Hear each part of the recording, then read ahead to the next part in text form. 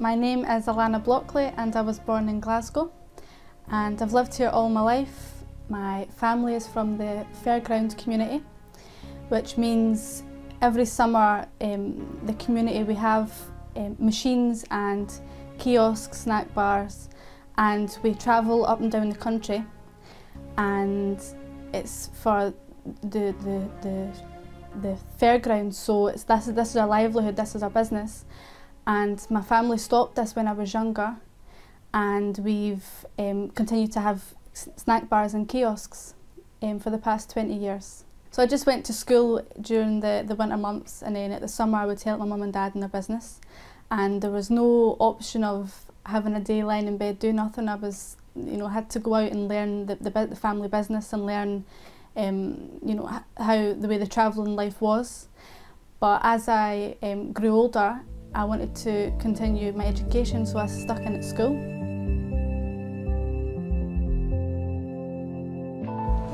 I had no religious upbringing when I was a child, it's not really anyway. At school we had an RE class, a religious class that we had to go to, and I don't actually remember learning about other religions. I only remember learning about Christianity, and we spent most of the time watching different cartoon videos of the prophets and stuff like that, and that was the fun part, watching the cartoons. But the only thing I remember is going to church at primary school in a group and saying Hail Marys and things like that. But it was nothing really taken seriously, or it wasn't like we went to Sunday school, or I didn't go to the church every Sunday or anything. And throughout the year it would be Christmas and Easter that we would celebrate, out of the fact that everyone else around us was eating chocolate or buying Christmas presents. But it wasn't really made, it wasn't an emphasised thing that it was about God and that it was a religious holiday. That wasn't really the main focus of it. It was just something that we did because it was the social normality. So my opinion of Muslims and Islam before I became a Muslim was that I was heavily influenced by the Pakistani community, and I just saw Islam through them, and the way they dressed and the food and everything like that. But I just listened to what the media sort of said, that the typical things, that they're bad people and they're terrorists, the men beat the wife, and the wives can't work and they need to stay at home and cook and clean all day, and that's the only sort of perception that I had. Because I never had any Muslim friends, I didn't have a need to worry about what I thought anyway. It was just part of our country, and that was, I accepted it. But it wasn't until I started to meet Muslims and start to question Islam that my perceptions of Muslims and about Islam changed as well, and I started to understand that Islam is across the world, and there's different cultures, and the different countries, they live Islam in their own way. And I understood that the women, they have jobs, they study, they have families, and they still do all the things that I do, and that they're not actually bad people, and the men don't all beat their wives, are actually good guys out there as well that are Muslims.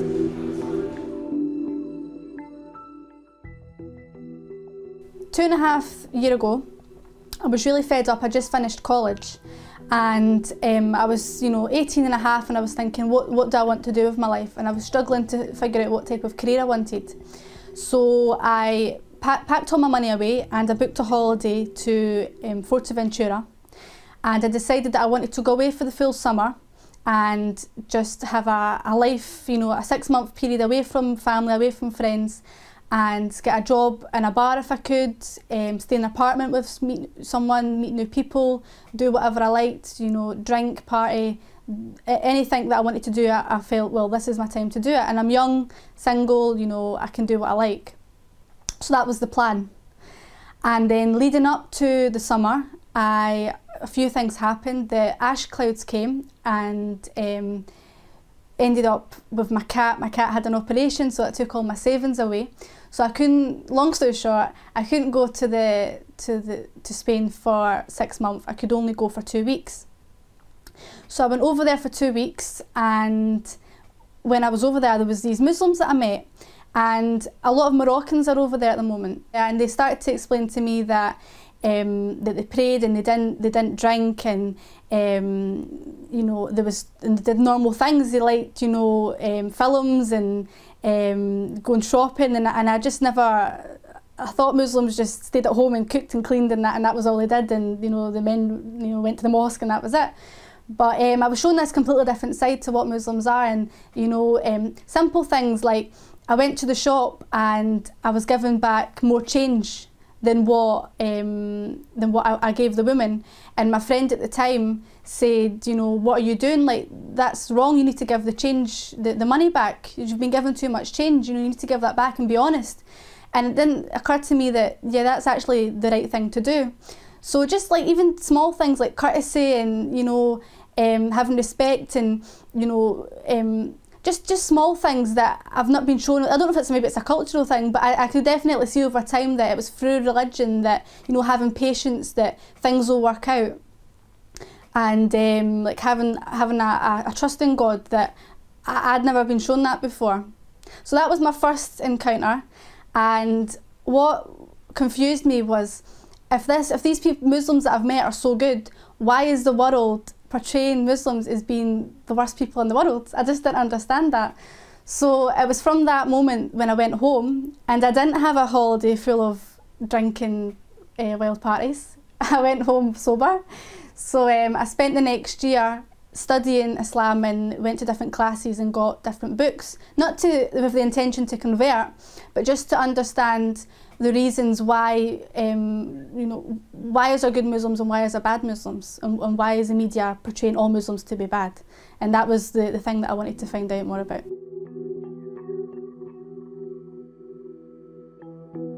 When I studied the books and I understood that God isn't a man sitting on a chair with a white beard and a white robe, you know, it's not a person. You know, when I started to learn all the different attributes of God, and like the names of God, and all the different like that God isn't a person, you know, that's what I really liked, and I thought, well, that is what I believe, and that just appealed to me more, because the thought that I had beforehand that God was a person, was a man, and I felt I was being judged by a man, didn't sit right with me at all. So I did believe it, and I looked at all the different things about Islam, about there being one God, and books, prophets, you know, angels, what happens when you die, and all of the different aspects I believed, and I believed these things before I knew anything about Islam, but I didn't actually know it was Islam that I was believing in. And the concept of like Jesus being the Son of God, that wasn't really it wasn't sitting right with me, because I felt a bit uncomfortable that about Jesus, about God having a son and anything like that. So I was a bit, I wasn't too sure about that, and that's why I didn't have a strong faith beforehand. But when I did study Islam, and all the different things became clearer to me, then I started to think, well, that's actually what I've believed in my whole life and just didn't know it. So in 2010, I decided to take my Shahada. I went to a New to Islam class on a Wednesday, and I met loads of lovely women there, and they supported me through a few weeks that they would support me to take my Shahada and be with me at the time. So I went one week, and with my scarf all wonky, not even around my head properly, and yeah, I took my Shahada, and it was really, really nice and really welcoming, and they gave me lots of books and encouraged me to go back every week and learn, you know, learn Islam through them, and that I was just to be patient on my journey, and to take every step slowly, and it was you know, I remember it like yesterday, but I was really nervous, and but it was really nice, really welcoming day.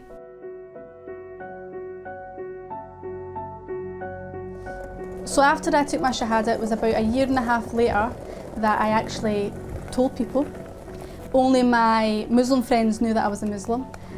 So it took me a full year to cut out alcohol and to start eating halal food. And then I told my parents, and I was really nervous for telling them.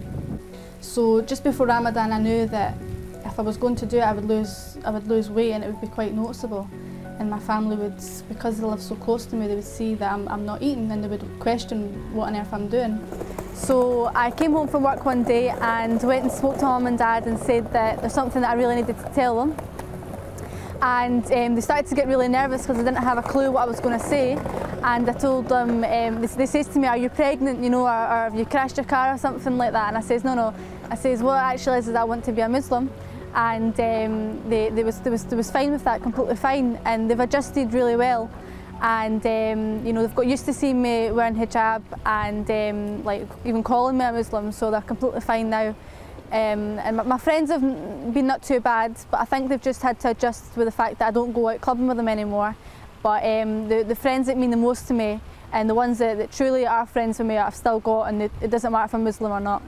So my advice to anyone thinking about converting to Islam is to read up on it a lot, and to not listen to the Sheikh Google, and you know, go on and read different books, listen to different people, watch different YouTube lectures, and come to your own conclusions. And then if you do decide to come to Islam, you know, take it each day at a time, and don't put too much pressure on yourself, and know that you are new and it is a gradual learning process. So to combat Islamophobia, in my opinion, through what I've learned so far, it's that Muslims, whether they're born or reverts, should definitely lead to show Islam through example, and shouldn't be all talk.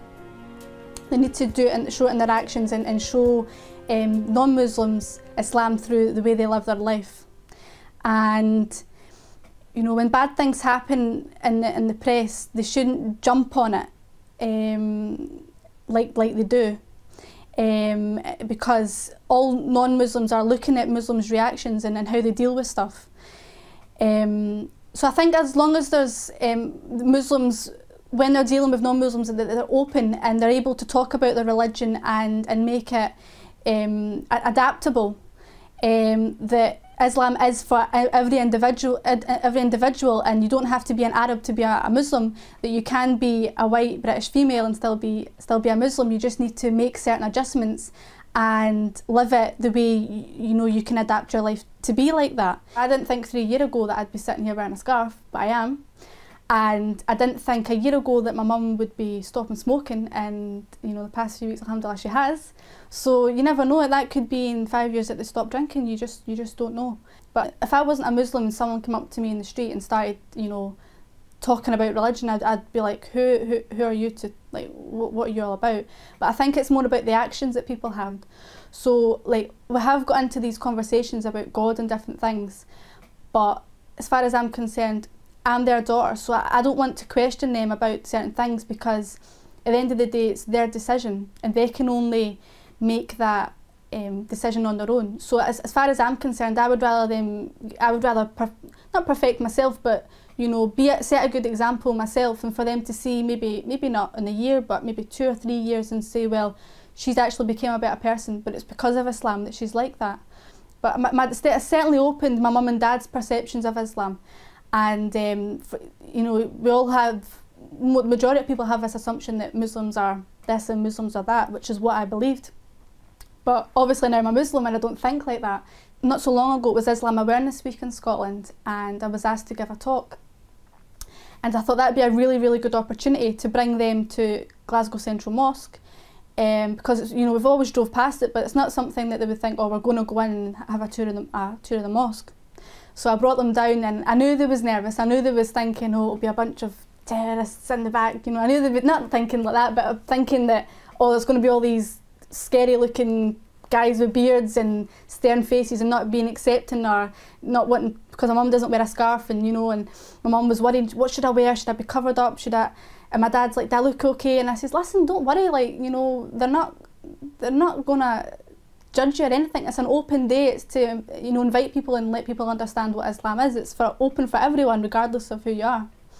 So when they went, I knew they felt really comfortable, and the exhibition that was on was beautiful, and it had a lot of history and a lot of stuff that my dad knew about Islam, and a lot of stuff that he didn't know, and the talks was lovely. And I think it really, you know, the Muslims that was there, they wasn't saying all Islamic terms and seeming really foreign and like as if they didn't understand them. There was really, you know, have the Glasgow slang and really approachable, and I think my mum and dad really appreciated that you can be a Muslim and still be, you know, fun. You know, you don't have to be a boring person because you're a Muslim and be all, you know, like preaching. It's not like that, you know, we're just normal people.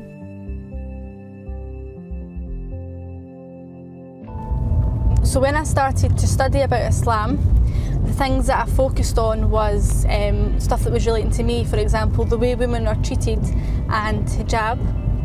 And I just learned, you know, the reasons why you wear hijab and you know, what hijab consists of, and the role of the woman in like in the house and how she's to behave towards our husband and our friends and what our duty is, and that was the stuff that I focused on because that was the thing that I was unsure about and that I thought I had a lot of misconceptions about, and that was the thing that I wanted to make clear of. If I'm going to be a Muslim, am I going to be expected to do certain things that maybe I don't agree with or what? So that's what I wanted to focus on and learn about. So when I was looking at, you know, religion and looking about, you know, following a religion and rather than just believing in God, what I noticed was that if you're a Christian, you know, for me, all that consists of is you celebrating Christmas and Easter and you go to church on the Sunday. There's nothing more to it than that. But when you look at Islam, you know, there's so much that it involves. You know, it affects your whole way of life. So it affects, you know, what you eat, how you dress, how you act, the way you deal with things, you know, for praying and everything. So I knew that if you was a Christian, I didn't feel as if I would have any structure in my life, that all you would do is go to church on a Sunday, then that would be it. Whereas if you're a Muslim, you know, you need to pray 5 times a day. You know, you're constantly reminded about God in every action that you do. So I felt as if that was more of a structure to my life and my daily life as well, and that's what appealed to me more. That in fact if you follow Islam, you have a set of guidelines and a set of rules laid down in front of you that you're supposed to try and abide by, rather than you just blatantly choosing parts of a religion that you want to do and what you don't want to do. Last Christmas, that was the first Christmas that I had when I converted. So the big question was, what are we going to do about Christmas? And I says to them, you know, you're my only family, I don't have any brothers or sisters, so I'm not going to sit alone on Christmas Day and just stop the tradition that we've had the whole of my life. So we came to the compromise that we would have a halal Christmas dinner. So I made the big deal, like the month before it, to go to the halal butchers that we have and order a turkey. So we had everything prepared. My dad wasn't going to you know, prepare the food with any alcohol or anything, and it was going to be a completely halal dinner. And then when we went over to the butchers the day before, the turkey was actually humongous. And my mum and I, we both freaked out because we thought that'll never fit in our oven, so we couldn't actually end up getting the turkey. So last minute I ended up getting a halal chicken, and they had to go to Tesco and get some food. So it was half a halal Christmas dinner. It was the best attempt that we had. So I cooked my chicken, and then, you know, they cooked theirs, and we still had a good time. So inshallah this Christmas we'll have a completely halal Christmas dinner. And then not so long ago, my dad, I think he expresses his understanding through food in a way. It's a bit weird, but that's what he does. And they've been buying a lot of halal food now because I live so close with them. We eat a lot of, like, my dinners with them quite a lot, and it's been a bit of a hassle. It's, oh, you can't eat that. And my mum, I go over and I say to Mum, what's in the fridge? And she's like, well, there's salad and there's ham. Oh, but you can't eat ham, so we'll just have a tin of soup. So she's, you know, trying to remember that I don't eat ham and stuff. But my dad went and made me spaghetti bolognese, and he's like, oh, you need to try it, it's lovely, it's halal. I went and bought halal mince, and it's halal this, and it's all, and I'm like, okay. And I ate it, it was lovely. And then when I went home, I was sitting, I was thinking, wait a minute. So I phoned him up and I says, Dad, did you put wine in this? And he's like, oh yeah, I forgot that you can't have wine. So I was like, well, it wasn't halal then, was it? But you know, these things happen, and he did make an effort, so that's all I can ask for.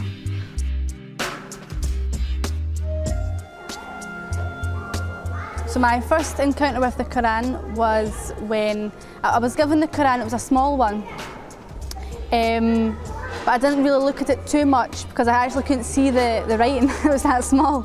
But my friend Safi and Gemma, they both chipped in and got me a lovely, a big massive Quran, and it had the English in it, the Arabic and the transliteration, so I'd be able to attempt to pronounce it. So they bought me that, and it was really nice, a really nice gift to be given from them. So the main reasons that I wanted to become a Muslim was because when I started to understand it and I started to realise that that's actually what I believed in, I felt that there was no need to hide that. You know, you can only live for so long and not come out to everyone and express that that's what you believe in. So I wanted to be a Muslim because it is actually what I believe is the truth. And also other aspects, for example, wearing hijab, I felt as if that's, you know, protected me in a way. I don't feel as if I need to live a lifestyle based on what other people assume, and that I can just live it the way I believe it should be done Islamically, and it's pleasing to God.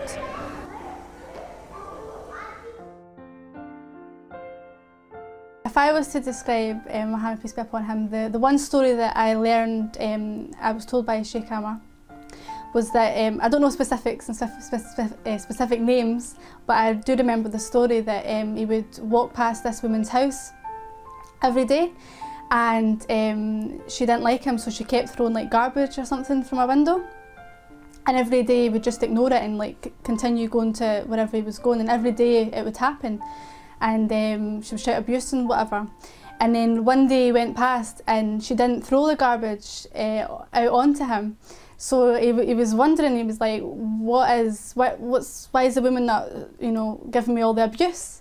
So he went in and he says, like, where's this woman, what's happened to her? And she was sick. And he was, you know, I don't know specifically, but I'm sure that he went over and like he says to her or says to family members or something that, you know, is she okay? You know, I hope she gets better and everything. So that just goes to show that, you know, I really love that story, that even if someone's, you know, harmful to you or doing bad things, you know, you don't just treat them like that. Maybe they're naive and maybe they don't understand you or don't understand why you're a Muslim or why you do certain things. But if you just be patient and show through your actions that you can be forgiven and that, you know, you're a caring person, then I think that's a good moral to live your life by through that story.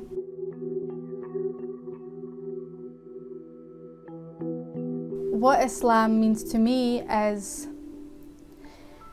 you know, being part of a community that believes in the same thing, and feeling at peace and feeling comfortable and knowing what you actually believe in, and knowing that you have a set of values that you want to live your life by and sticking to that. So that's what I like about it, and I think if everyone, you know, made some changes in their life and came to Islam, then they would see over in the long run that it is actually a better way to live, and there's much better, you know, when you start to not to appreciate the materialistic things in life, and you come away from that, and you know, you start to value different things, you know, like family, for example. You know, having good relationships with your family, you start to appreciate the importance of that, and that's through Islam that you learn that.